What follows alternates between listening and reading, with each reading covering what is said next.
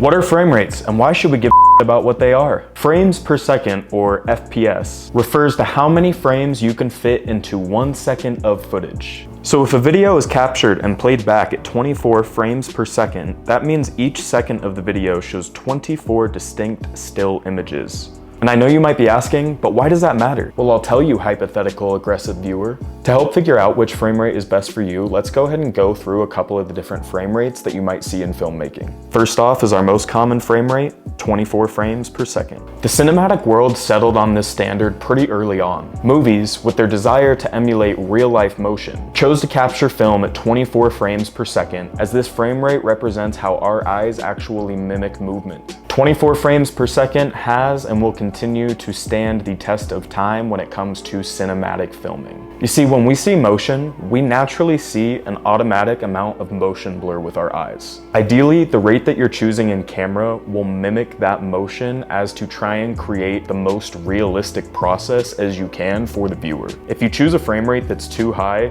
you get what we call the soap opera feel. This is basically where the motion of a video holds too much detail and it starts to feel unnatural. And on the other hand, because we see things with our own eyes at 24 frames per second, anything lower than that is going to start dropping frames and it's going to get really choppy. Sometimes you can use that as a stylistic look, maybe if somebody is, stumbling out of the club, drunk, whatever it is. All of that is up to preference though. Oftentimes, even if a film is shot at a higher frame rate than 24 frames per second, they will typically use a 24 frames per second timeline when it gets into editing. Next up, 30 frames per second.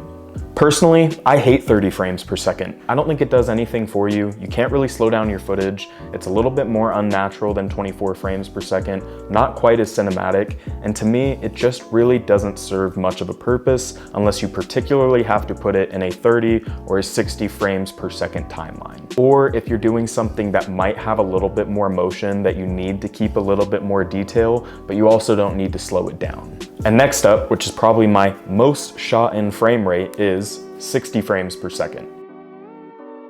Anything above 30 frames per second, like 60, 120, 240, you kind of just start getting into the range where you can now slow your footage down. This is great for B-roll shots. It's also great for sports footage if you do need to continue to maintain a little bit of that detail, or if you wanted to slow down your footage. Me as a videographer, not shooting a lot of cinematic content, my camera basically always stays on this setting. This is what I shoot in 90% of the time.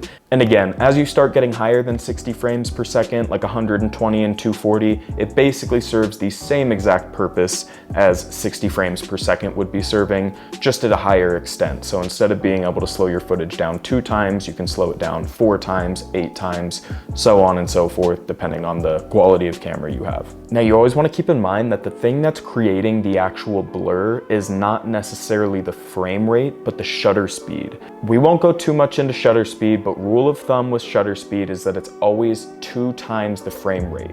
So that means if you are shooting at 60 frames per second, that means your shutter speed is going to be right around 1/125. Again, you don't really need to remember too much about this other than the fact that your shutter speed always needs to be double your frame rate to create the proper blur.